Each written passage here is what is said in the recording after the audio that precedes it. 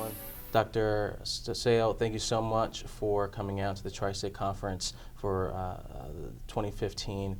It's been really interesting seeing the diverse background of what you've been a part of across the country, coming from Canada now to the United States, and your work as president and CEO of the Education Policy Institute. I want to just start things off for those who are not attending the conference. These are kind of speakers that you're missing out on, and it's really important to get the latest and greatest information on what is affecting our students and how, as practitioners, counselors, faculty, how can we really leverage this information to maximize impact. So the first question I wanted to pose to you was, there's a lot of research coming out, and when it comes to counselors who are really in the front lines of student impact, they might not have the ability to tap into that data, or at least use that for implementation's sake. What would be some of your suggestions for practitioners and those who are in the front lines to do to leverage that information to better serve students? I think one of the biggest challenges for students is that they don't know enough about the careers available, or their information isn't accurate on earnings or what it takes. I've so many examples of talking to kids in 8th grade or 10th grade, and they want to be a nurse, but they think it's 7 years to go to nursing school, so they don't go into nursing. The information is poor, and I think counselors have to find ways to get better information and better teaching aids to students to drill into them what careers are, so that they can find out who they are and what their aptitudes are, and then start researching the education on that. I just think that's probably one of the primary challenges, because if you don't go into something that you like, guess what? You might not finish, and then you're back at the starting point. So I think the college counseling piece is just critically important to try and get students, especially middle school and high school, tuned in to the possibilities of post-secondary education. Great. So it sounds like counselors need to be more than just advisors, but also educators in the implications of majors and their decisions. Would you agree? Oh, absolutely. I think they're a prominent piece of the puzzle for students, especially the populations that we're often talking about: first generation, low income, students of color. They need more support because they don't necessarily come from a community or a family that has that expertise. So I think it's real important to kind of open the shutters on what they can do, because really you can do still in America almost anything you want to do. You just have to be tuned into it and know the stepping stones to get there. But we still questions about the value of education versus it being a pathway for a career. What was some of the things that you think need to shift in our posture for education as it relates to students in an opportunity program making opportunities happen? Well, the challenge, and there was a question in the Q&A, and it was a really valid question about educational opportunity. I do make the statement saying not everyone should go to college. And you have to sort of break that statement apart on what it means. And I always couch it very carefully, especially, let's be real, a white guy with 3 college degrees who's had great opportunities, created many of them, but there was a foundation there that made my life a little easier in some ways than others, to be sure. But I think everyone deserves to have an equal opportunity for a high quality education.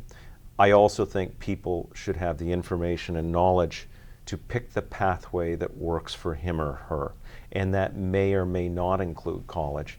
I think we've gotten too much on the bandwagon that, and I show the income to higher degrees, and it's all there, but it's skewed data to a certain point. I think people have to determine what they will be happy doing. And it's not necessarily that we need more people with bachelor's degrees. We actually don't need more people with bachelor's degree.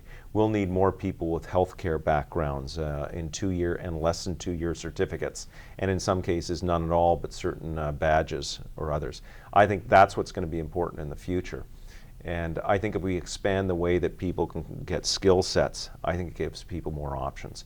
But still, I think everyone in this country and arguably all countries should have that choice to make about their future, and then the barriers should be taken out of their way. And that's what government's for, and that's what the rest of society's for. And that's what Tri-State is for too, to really advocate for those options, to explore that.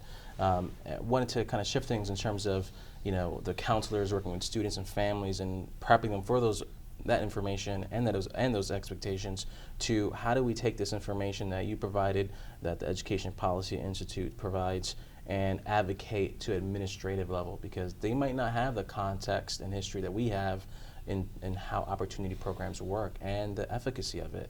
How do we advocate at administrative level?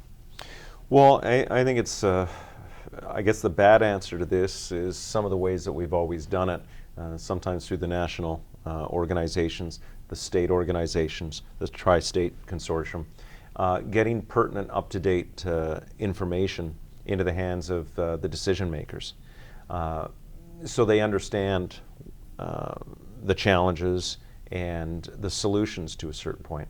I did make the point this morning that I would like to see these programs and others be part of the systemic solution, and as you said, not just Band-Aid programs, which are helpful, but we need to really improve these school systems. And I've heard this said before, and I've said it before too, is it would be wonderful if all of us in this business were out of a job. Because that meant that the schools were doing everything necessary to get students to the next level. That just clearly is not the case in many schools and school districts, and until that is, these programs are just paramount in the lives of many students. But for that purpose, we need these programs to work more hand in hand with the institutions and schools. Yeah, and no, we're not going to figure out this in a quick 10, 15-minute interview, but if you were to say, the whole theme is changing paradigms in higher education of the whole conference, what would be a good starting point to really, what would that look like for systemic change for opportunity programs in terms of finding that solution? What would be a good starting point for them?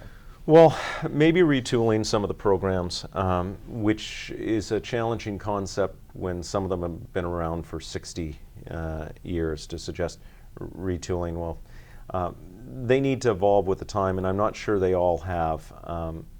I'm confident that the programs are doing good things. I'm not worried about that. But they have to do better things that help students in maybe different ways. If that can happen, then they become even more important to school districts and to colleges and universities. So they have to evolve and perhaps push the system in some ways. We talk about the counseling a lot. It's mind-boggling to me that counseling isn't one of the #1 things that high schools, if not middle schools, do. But in many areas we rely on these programs to provide what the school doesn't.